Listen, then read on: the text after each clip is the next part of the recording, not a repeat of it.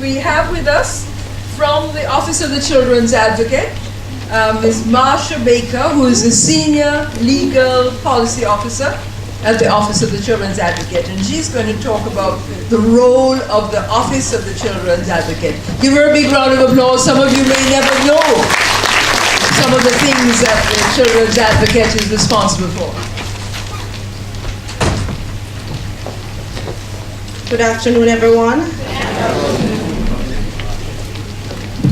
I greet you all well. I am a bit nervous because I am very tempted to say to Miss Piles, we can get your autograph, please, because I just want to, my father is from, well, I'm from the country, and I just want to tell Daddy that. Guess who was beside me? Because you see, sometimes we fail to recognize our own. So I tell you that you're a big pig in my house.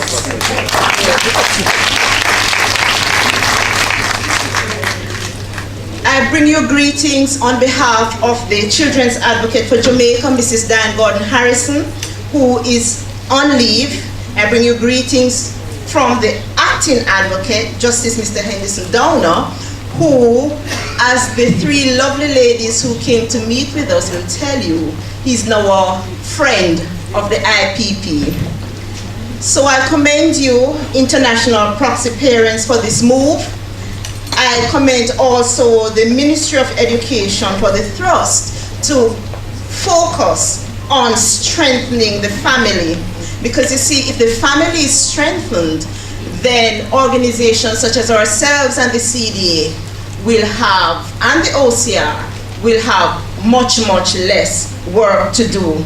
So I commend you. I also commend the parents who are here. Thank you for coming. Sometimes it's so difficult to have the parents come out. Now, my specific role is to tell you what the mandate of the Office of the Children's Advocate is. Now, it's difficult now following on Dr. Patrice Charles' very nice, soothing, comforting, and yet riveting message. And I must tell you that I think working at this office, and I'm sure Mrs. Gage-Gray will agree, it traumatizes you. You're driving on the road and you see little children and you're going, ugh. And so I must tell you, when I saw Joshua getting that beating, I'm like, Mrs. Gage-Gray, care and protection, care and protection. And I felt every hit, because you'll understand that based on the fact that we're at the very front of the atrocities that are meted out to children, sometimes it's really hard to divorce ourselves of the feeling. The Office of the Children's Advocate is a commission of Parliament, and our mandate is to enforce and protect the rights and best interest of children.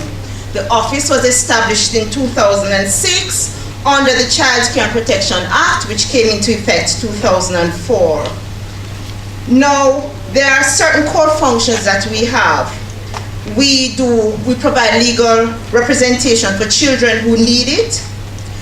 Now, when we think of legal representation, you may wonder, what kind of legal representation could children really need? And I must tell you, and it's sad to say, that children now, perhaps because of the exposure to the various computer technology and the computer age and the fast track age, what I call the microwave age, children are exposed to all sorts of things and they are involved in all sorts of things. So they are offenders and they are victims. So any crime that you could think that an adult is committing now, unfortunately, we have seen it where children have committed and are committing even traffic offenses, because children are taking away their parents' cars and vehicles and causing accidents on the road. So we provide legal representation for offenders and victims, because there are times when matters are referred to us by the court and we need to provide legal representation for the offender. So we act as defense counsel, and we also need to do what we call watch proceedings on behalf of the child victim. Now, the cases are referred to us also by the court, because there may be instances where, for example, it's a custody matter, And you have one parent on the left, as Dr. Charles will tell you, and one parent on the right, pulling here, pulling there, and the young child is in the middle. Now, when you are faced with a bitter custody battle in court, oftentimes the parties are so bitter against each other that they forget that the child is caught in the middle. And so oftentimes, because our mandate is also to be the voice of children and to allow children to have a voice in court, oftentimes the court calls us in to have, to assist the child in various ways. I must tell you, and I'm sorry that my presentation may not be as soothing because I'm on the other side where we have to represent the children who sometimes parents themselves abuse. And I can tell you that there's a particular parish which will go unnamed now, that every time I go to court, I am one of the 4 attorneys assigned, well, in the Office of the Children's Advocate, responsible for the entire country.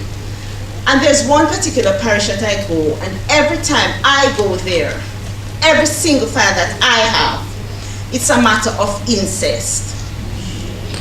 And that when I've had the experience, when I go to court, that the judge will actually say that you need to find a body from your office to sit in court here every day and see what's going on. No, we don't have that, because when you have 4 attorneys, you're all over the place. Now, what kind of matters are these though? These are matters where, in this particular parish, it seems that it's a culture that once a girl gets to a particular age, the male family member, be it stepfather, father, brother, uncle, seem to think that they should get the first choice. And it's not a story, it's not made up, it's factual. Now, I'm sure Mrs. Gage-Gray could tell you also of the various stories of children, girls and boys, who are in state care and the background that they come from. So we need to be practical.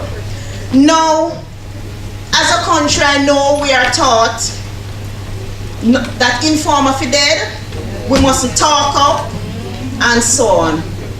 Now, Mr. Greg Smith, who I know I saw, will tell you that your report, you don't have to give your name. And so we need to now come off the sidelines. You know, it's easy for us to come on the news and say, what is the government doing for the children of Jamaica? What is the OCA doing? That's a very good one too. What is CDA doing? Remember, it's one office, each of us. Well, CDA has in different parishes, with people who have their own lives. And it's hard for anybody to go 24/7 round the clock. Who is the government? Do we expect that persons from Parliament will just come out and do something for our children? Unless the report is made, the agencies don't know. Who will make the report? It is you who know. You who are in the community who see what is going on. You who are in the community who see that car picking up that young girl. Yes? You who are in the community who see the child coming in late, knowing that she carry home what is it, the fad now, Supplegen or Kentucky for her mother, and the mother takes it without questioning where you're coming from or where you get it. So if we think about what is in the best interest of our children, and we think about our nation's children, we have a responsibility. I am from the country, and I couldn't do certain things. It's a different time, I know, Dr. Charles, but anybody, any community member could talk to me. And I know you can't do that in Kingston, because Kingston is a little bit different and so. But since you may not be able to do that, you can pick your phone up and make a report. Say, you know, I just saw something, I'm passing by Express, I saw something, and it seems a little strange. Any agency report it to, somebody will go and check into it. So that's the legal side of it. Of course, we have the investigative role, where we receive and conduct investigations on behalf of children against government authorities. So ours is a bit strange. There's a strange kind of agency, in that we also are mandated to investigate when other agencies, government agencies, have done our children wrong. And I think the Child Care and Protection Act is a marvelous piece of legislation in parts, because this is the first piece of legislation that really has given our children rights, that has said wherever somebody, whomever, has wronged our children, even if it's a state body, then that person or that agency ought to be brought to book. We also have the regulatory function, where we review services provided for children by relevant authorities, for example, educational institutions and so on. Now, when we do investigations, there is unfortunately also a tendency, and perhaps is what Dr. Patrice Charles talks about, where people in authority don't think they should listen to our children. So, for example, a police officer, I hope there are no police officers in here, who will see a boy, sometimes a girl, on the road or in the transport center. No, I know, listen, I don't say our children are angels, you know, but you know what my view is? They come into the world a blank slate. If you notice two little children, 2, 3-year-old, one may be very, very fair skin, one may be very dark skin, don't know each other from Adam, and they see each other and they start to play and talk and so on. Who writes upon them the kind of prejudices that we have? Who teaches it to them? It's adults, you know. It's adults. We do it. And so we may have police officers, for example, who will see our young men and say, "Come here, boy." No, you know, 17-year-old boy, maybe, you know, in a company of girls around him, and, you know, him a swag dog, or what you call it, swag daddy. If a police officer calls him like that, "Come here, boy," he's not going to go, you know. And I ask myself, why would we expect him to go, though? Because what is it that he has done that should cause him to be spoken to like that? And then if he doesn't go, the police officer now goes and drape him up. You understand drape up? Yeah. Drape him up. Now that young man is going to resist.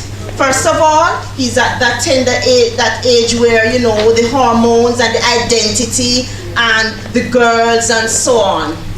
He's going to be embarrassed very easily. The policeman boxes him.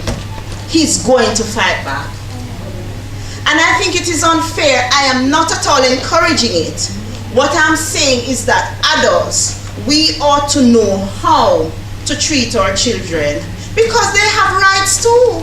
You wouldn't necessarily see a big man on the road and say, "Come here, boy," and drape him up just to unbox him up. No, you may think twice. In the same way, as parents, you have children, you're speaking to your child, the child, sometimes what we call is back answering or talk back. It's not really that, it's just that the child would like to be heard. And so the child opens the mouth, and even before the words come out, what is a box? Now think about it. Many of you in here are professionals. If you're in a meeting at work, board meeting, whatever, now you know how the people will stay. People going to disagree with you. People are perhaps not even going to like you at work. You raise a point in meeting, and perhaps somebody roll them eye, and so do you reach across the table and grab your co-worker in one box? No, you don't. So tell me then, why is it if a child attempts to explain his or herself, what he or she gets is a drape? Shut your mouth, not say nothing. Yes? And that is too the reason why our children sometimes don't report to us what's happening with them. What daddy is doing, stepfather is doing, uncle is doing, brother is doing. Remember also that children have a natural tendency to protect the people they love. And so as Dr. Charles says, it's the uncle and close relative you need to look at. And the children will easier protect them than a stranger outside. Unfortunately, mothers sometimes protect the stepfather or the father. And mothers will tell the daughter, "I'm in life you want mash up." And it happens. I have not read it. I haven't listened to it in a story or seen it on the internet. It's what I live based on where I work. I mean, life you want mash up, or easier you come out and left me man. So those are the kinds of things that we have to deal with. Now, in order to carry out our roles, we also consult with other agencies and with children. So we have a children advisory panel so that they can tell us what is going on. And many times they are able to report what is happening in the schools. They are able to report what is happening with their fellow classmates. They are able to tell us what the language is, because you have to be able to reach the children. So for example, if I'm representing a young man and I go to see him and interview him at Metcalf, I can't just go as a lawyer and behave like I'm all nice and whatever. You have to get down and be able to speak their language. And sometimes when you get into it, you realize there's so much more deeper things, just more than the fact that the boy stabbed somebody unfortunately, or that the boy stole something. Sometimes you may find that the boy stabbed a man because the man was trying to sexually molest him and nobody will listen, right? So, of course, reports can be made to us if you wish, but reports really ought to be made to the Office of the Children's Registry, who of course, and I'm not sure if a representative will come, will filter the reports, whether to CD to us, to Sissoko, and so on. Now I'm sure there's much more as a question and answer session comes around, and I won't keep you any longer. More information about what it is that the office does. I thank you for listening.